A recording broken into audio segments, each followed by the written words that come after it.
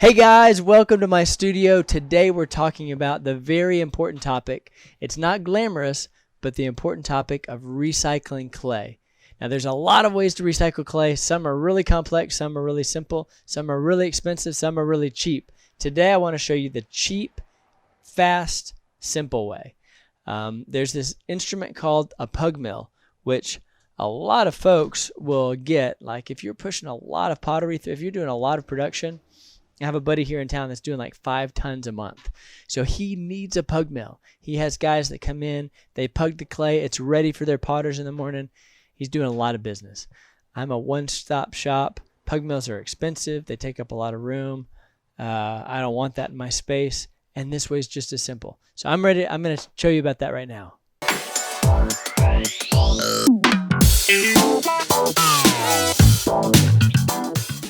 So when you start out in clay, you know, you're gonna mess up, you're gonna have trimmings, you're gonna have all sorts of stuff, and you're gonna start accumulating slop buckets.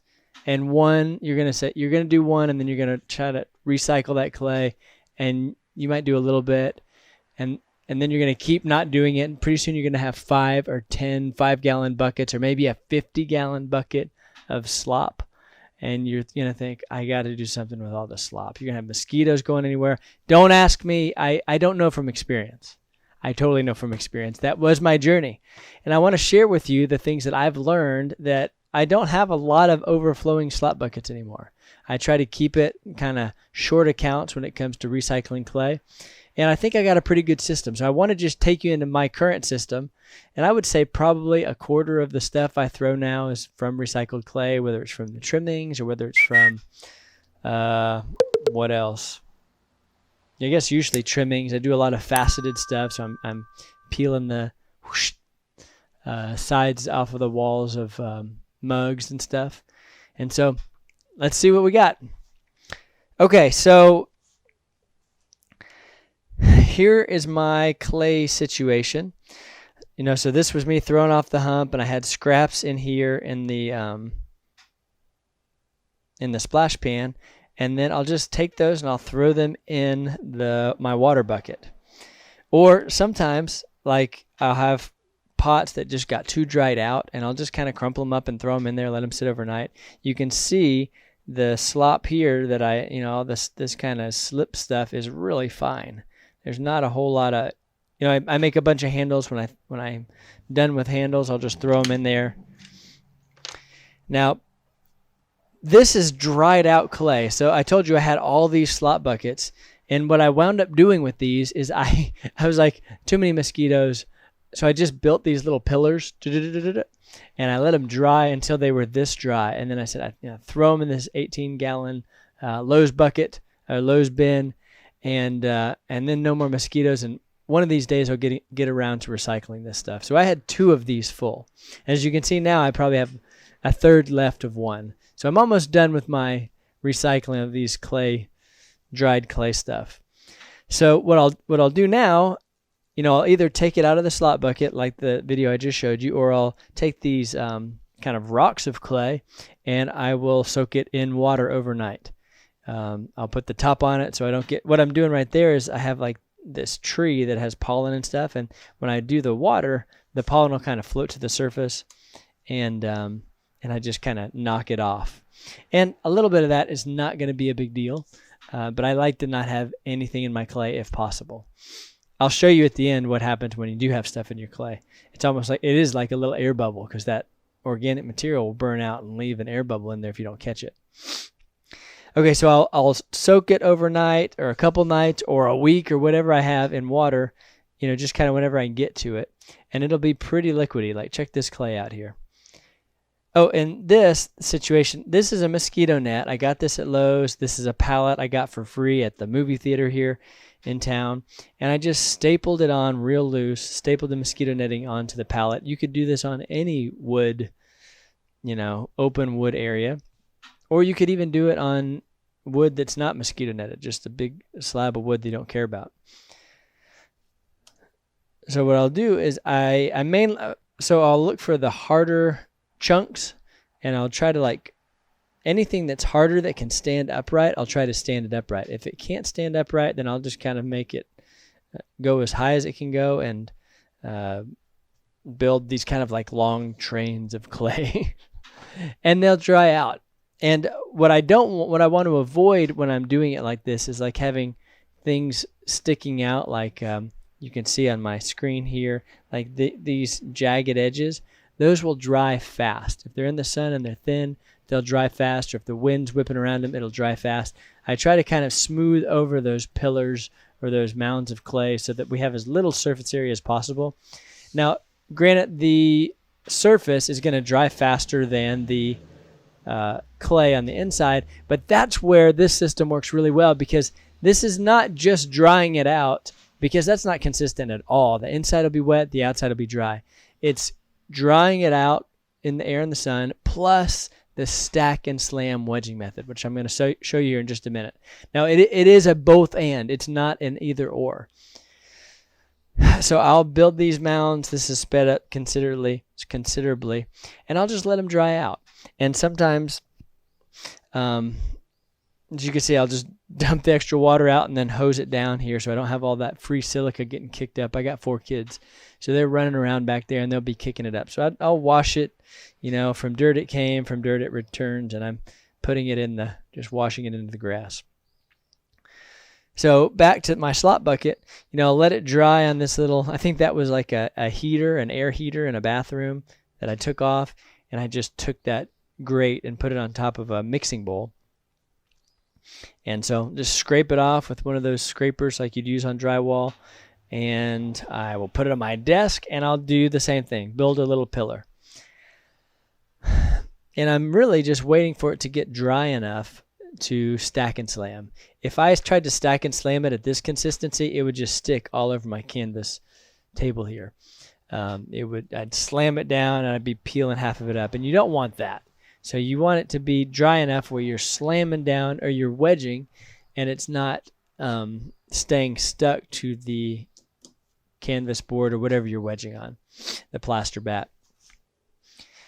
Okay, so this is a hunk that's too wet. You can see down here that it's sticking. And what I'm doing right here is really I'm finding the places that are a little harder that would be ready to wedge up, and I'm just kind of grabbing a hunk out like a caveman, just and sticking it on that hunk of clay that's in the background there, or right behind here.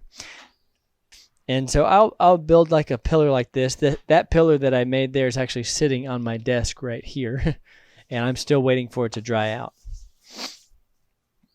I did this yesterday afternoon, but it's ready to do right now. Actually, it's a little on the wet side. Now, another thing I love about stack and slam wedging is I can get perfect consistency for my clay. Sometimes you have clay even out of the bag and it's too dry, or sometimes you have clay and it's just too wet to do anything with. If I mix clay that's a little too dry and a little too wet, and I stack and slam it, within 30 slams, it's the same consistency. It's beautiful. And so you can get the exact, your preference for how wet you want that clay being thrown. So I'll just set it aside, let it dry, or I'll let it dry on my desk, or I also have some drying out in the back like I just showed you on that pallet. Now here we go with stack and slam. So I got some chunks that are a little drier. You see that? I'm slamming it down on the table and it's not sticking. So let me pause right here. This mechanism right here, this is a very sophisticated piece of machinery right here. It's not. It's a piece of wire. Do I have the wire right here? I think I got the wire. Just some wire. It's a little longer than that, but that is an old, that's my granddaddy's drill press, that the drill, part of the drill press broke, so I threw that away, but I had this nice L bracket. You can do this with an L bracket for like a shelf. You can do it with some 2x4s, although right now all lumber is crazy expensive. But anyhow, it's just a piece of wire here at like a 60 degrees right there, or 45 degrees, or whatever, as big of a span as you can get. And it's not even that tight. So to tighten this, I don't know if you can see, I'll just wrench it around the side and then I'll duct tape it in place. and that gets a little tighter. It doesn't have to be that tight. It just has to be able to cut. So I'll slam it down, and this is basically slamming all those air bubbles out, slamming them together. And this is a little bit wet, you can see there. But I'll just cut it in half, smack it together. Sometimes I'll do it 2 or 3 times if I get it nice and flat. So I sped this up. I might not should have sped this up. But so here's what I'm doing is I have a big hunk of clay, kind of like this, basically like this, and I'll just go over. That's too heavy, actually. I would cut that in half. But I'll just slice, kind of like they do at Subway sandwiches. They'll slice and slap it on your sandwich, slice and slap.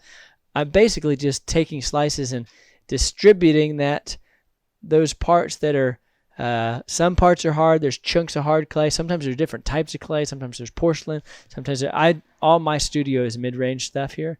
So it's just taking those things and it's breaking it up and kind of getting it spread out a little more. It's kind of like shuffling the deck. And then I'll keep cutting in half and slamming, cutting and slamming. I think my sweet spot's right around 4 or 5 pounds, maybe 6 pounds I'll do at once, like what I'm doing here. And you cut it in half and you slam the first half down, slam the second half down on top, or you first, second, flip it over 180. You want to keep all the layers constantly going down, down, down. Keep the layers going down, down, down, all in one line, because similar to how you'll wedge up clay and you want to keep that spiral so that it's sitting on the wheel with the spiral, you want to do the same thing, but you want to keep all those layers always going laterally. You don't want to stack and slam with the layers going laterally and then put it so the layers are vertical on the wheel. Don't do that. Same principle if you want all those clay particles kind of in alignment. So between 20 and 30 slams like this, and you're ready to go. And I think I showed a few different parts here. I'll show it here in a minute, but some of the things I'll encounter are I will find sponges in there sometimes. I'll be slicing, and it's like there's this hard part in there, and I'll pull out a sponge. Oh, crud, I forgot to take the sponge out. Or, oh, there's a sunflower seed. Or, oh, there's a rock or something small like that in the clay. And so look right here. Look at what I'm doing right here. So I did it flat, like I threw it out, like I was throwing out a slab, because I don't have a slab roller either. Sorry, I got a little background noise with my 1-year-old. He wants to come out and play with Daddy. I'll slam it down, and then I'll cut it into some, like a pizza slice, or not a pizza slice in this case, like squares. And I'll stack it down. Again, I'm just shuffling the deck. It's the same thing I'm doing with the L wire tool here. I'm just shuffling the deck, breaking up where there's chunks of hard and chunks of soft. It just breaks it up and distributes it all around. So then I'll go stack and slam, stack and slam. See, here we go. So there, I found something. Whenever you find something, get that thing out of there. I tend to throw mugs and smaller from recycled clay. I don't usually throw big bowls that are like 5 pounds plus from recycled clay. We probably could, but you got to make sure that you don't have any junky junk in there. Because, if you're throwing 15 pounds of clay and you're throwing these little 6-ounce candles, that's not, you have a chunk of clay and you have something that's not clay in there and it messes one up. That's one of the 30 that you're going to throw off the hump there that's messed up. If you have that on a bowl, that bowl is messed up. So I tend to not do it as much on the big stuff. I tend to use, out of the bag clay for that. And I tend to do mugs and smaller with, which is like 90% of what I throw is mugs and smaller. So you can see sometimes you'll hit something like this and you'll have to fish it out. But at the beginning, you'll slice it in half and you'll see like, oh, there's a chunk of porcelain and there's no bubbles in here, but there's dry spots. If you poke around in the cross section that you just cut, you'll discover, oh wait, there's really some soft spots and there's some hard spots.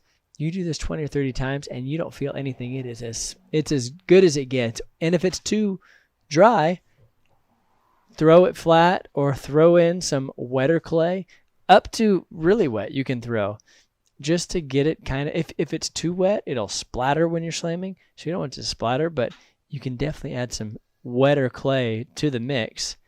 And I'll tell you, I really enjoyed recycling clay in this way, and I've spent a lot less on clay. Now that's another thing. You see, I just ran my finger down that wire because I will find, like hair or fibers or something on that wire. Here's some right there. What the heck is that? I don't even know what all that is, but that's what winds up on the wire after doing this 30 times or so. So I guess here what I'm saying is I have two different methods I use to shuffle the decks, stack and slam. One is I'll throw it out really flat like I'm throwing a slab, and then I'll cut it into 12 or 15 pieces, and I'll stack. The other is I will just do the normal stack and slam where I have a chunk, cut it in half, slam it down, turn it 180 degrees, slam it down, cut it, slam, slam, slam 180, slam, cut it, slam 180, slam, cut it. And I'll do that 30 times. And then here's, these are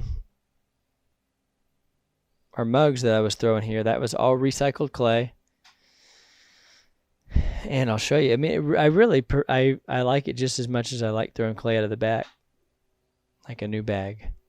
But that's clay that I just recycled here.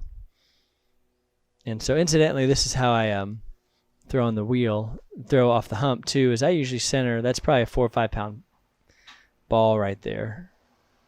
And I'll center little bits at a time.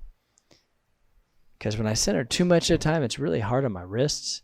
And I don't have one of those strong arm gadgets. But I'll show you here. I'll just get that first one centered, and then I will take a rib or something and just do a little swirl that acts kind of like scoring, and then I'll smash a new cylinder down on top of it and center that up and have about 10, might do 2, might do 3 of those. Between 10 and 15 pounds of clay is what I like to throw off the hump. So here's that swirl. And that just acts as a little bit of grip, so that the clay's not going to slide right off.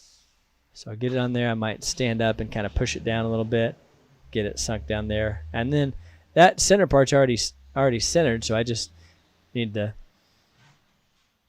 center up the top and then center that, push that seam real tight.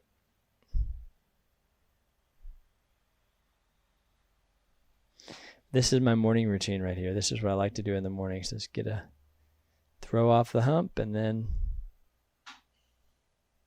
enjoy the sunrise.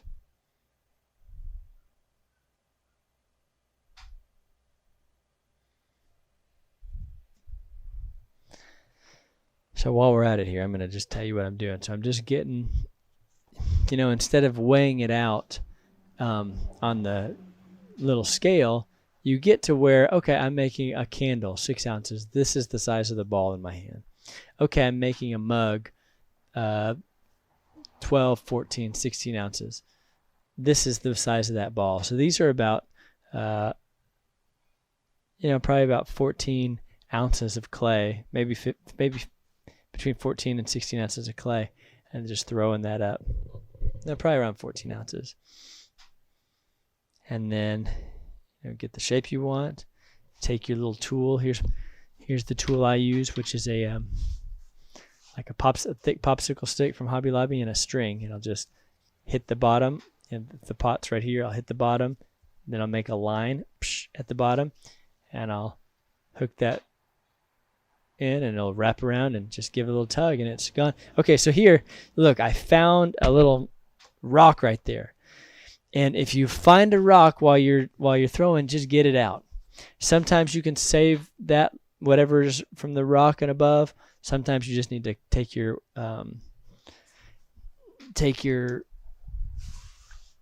needle tool and cut it off from up. But I'd say probably 80% of the time I'll just take the rock out, kind of compress that wall just a little bit, and then just keep throwing like I did there. I think it happens again here in just a minute.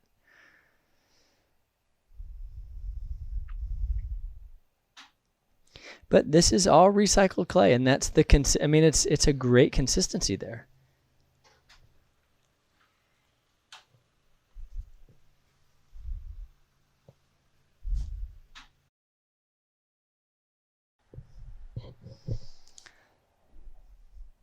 So this is, when I'm throwing a plank full of, or a picket full of pots, this is what I'll do is I'll start at the half, move back toward me, flip it around, do the second half. Now what I'm doing there with my fingers, I'm pressing down. When you throw off the hump, you got to really press down in the middle because you want to compress that clay. Otherwise, you're going to get S cracks, which stink. You got all the way through, and then you see an S crack forming. Or you'll bisque, and then you see an S crack, which is doubly painful because you can't recycle that. Once it's bisqued, it's finished. So I was keeping the throw rings on this one. Sometimes I like throw rings, sometimes I don't. But okay, almost done here. I guess I am done. I had a customer show up right here. Now I want to show you something that happens. This right here is what happens when you have something in there. So I had a little chunk of something in there, and I saw that when I bisqued it, and it was still like, it was whole. So I could see in there, it kind of chipped away, the bisque pottery, the bisque clay chipped away, and it revealing like, oh, there's a rock or something in there, but it was still in there. But this one, it was bisqued, and I went ahead and glazed it anyway just to see what would happen. And I glazed it, and now I don't know what happened to what was in there, but it's just like a glaze covering, so you can actually see through the pot. This pot holds water. This mug holds water.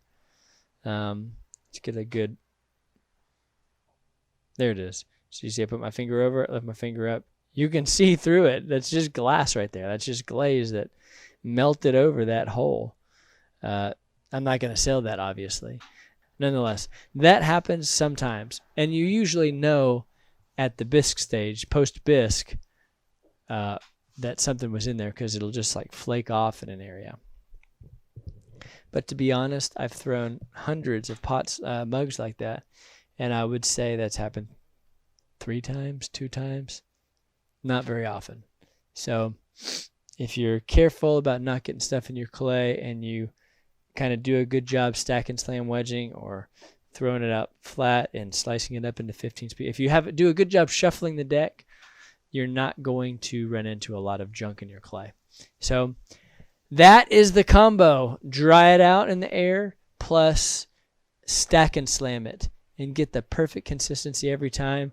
I have 25, I probably have 100 pounds of recycled clay right here ready to go. More than 100 pounds, probably around 100 pounds of clay ready to go every morning. And then I have my, 300 or 400 pounds right here of new clay. So that is how you don't get overflowing with buckets of slop that your kids are knocking over and that are breeding mosquitoes, and nobody wants that. So hope you enjoy.